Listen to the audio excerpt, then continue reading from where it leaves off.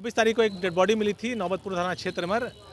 उसमें वहाँ पर एक शेखपुरा बांध है जहाँ पर एक डेड बॉडी मिली थी और बाद में पहचान हुई कि एसकेपुरी थाना क्षेत्र की रहने वाली एक रिमझिम नाम की महिला हैं जो कि स्थानीय एक ब्यूटी पार्लर चलाती हैं और उनकी हत्या अज्ञात के द्वारा की गई ऐसा रिपोर्ट किया गया, परिजनों द्वारा एफआईआर किया गया।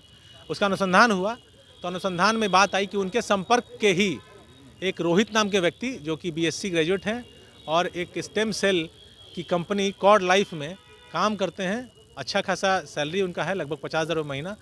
वो उनके कुछ तंत्र मंत्र या उनके रिलीजियस एक्टिविटी से उनको अपने फ़ायदे के लिए उनसे जुड़े थे, जिससे बाद में वो परेशान हुए और उनसे अलग निकलने के लिए उन्होंने कुछ प्लानिंग रची और उन्होंने अपने मदद में अपने कुछ लोगों को जोड़ा, जिसके माध्यम से कुल इस षड्यंत्र में 6 लोग जुड़े।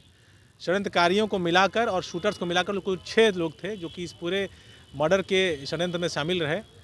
तो 6 लोगों को गिरफ्तार कर लिया गया है, जिसमें 2 शूटर हैं और 4 प्लानर हैं, जिसमें कि रोहित, कमल, पवन और सूरज, ये लोग प्लानर हैं और बाकी 2 शूटर हैं।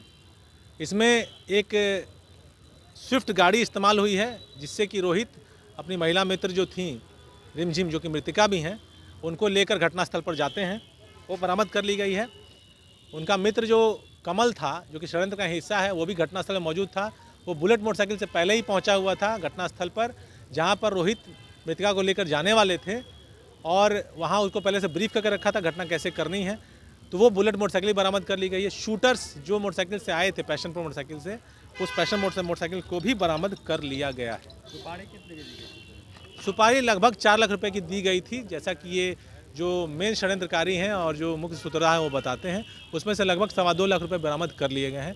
वेपन ऑफ ऑफेंस जो पिस्टल था उसको भी बरामद कर लिया। 15 नवंबर की घटना है और यहाँ पर पाटलिपुत्रा थाना क्षेत्र में अटल पथ पर एक घटना घटी जिसमें 41 लाख रुपये लूटे गए थे और उसमें उसका सफल उद्भेदन हम लोगों ने किया है और लूट में अंदर के लोग ही इन्वॉल्व थे। जिन लोगों के साथ घटना घटी थी उस वक्त 3 लोग थे उस गाड़ी में, ड्राइवर था, एक मैनेजर था और एक स्टाफ था। तो ड्राइवर और जो स्टाफ है चंदन और संजीव, इन दोनों की ही प्लानिंग थी और 4 लुटेरे आते हैं और पैसा लूट लेते हैं। कुल 41 लाख रुपए में से हम लोगों ने लगभग 20 लाख रुपए बरामद कर लिया है और 7 अपराधकर्मी टोटल इन्वॉल्व थे। 6 को गिरफ्तार कर लिया गया है। एक अपराधी फरार है, उसके पास शेष पैसा है, उसकी गिरफ्तारी के लिए और बरामदगी के लिए प्रयास जारी है। मनसा क्या था इन लोगों का? किस तरीके से लूट तो जैसा मैंने आपको बताया कि अंदर का स्टाफ मिला हुआ था, पैसा डेली जाता था और उस दिन चूंकि छठ का टाइम था तो 3-4 दिनों से पैसा नहीं गया था, तो मोटी रकम हो गई थी। उसको लूटने का उन्होंने प्लान फाइनेंशियल फ़ायदा के लिए किया था। अपने सहयोगी अपराधियों को इन लोगों ने बताया और उसके बाद इस घटना को अंजाम दिया। लेकिन पूरी मूल्य भगत वाली लूट थी, ये सिर्फ और सिर्फ आपराधिक घटना नहीं थी, षड्यंत्र के साथ अपराध किया गया था।